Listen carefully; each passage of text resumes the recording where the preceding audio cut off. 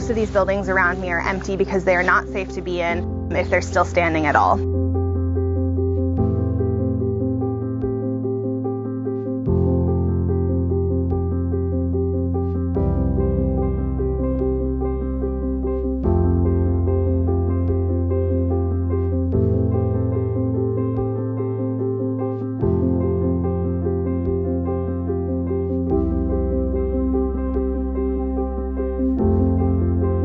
GlobalMedic's rapid response team is installing critical drinking water infrastructure to a village of 7,000 people, where over 85% of the buildings have been compromised.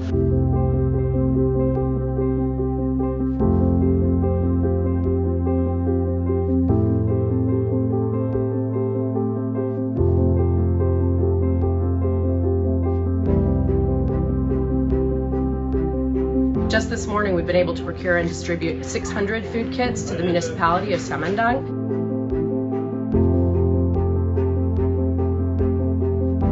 We're currently distributing clothing, including undergarments, because they have no way to do laundry.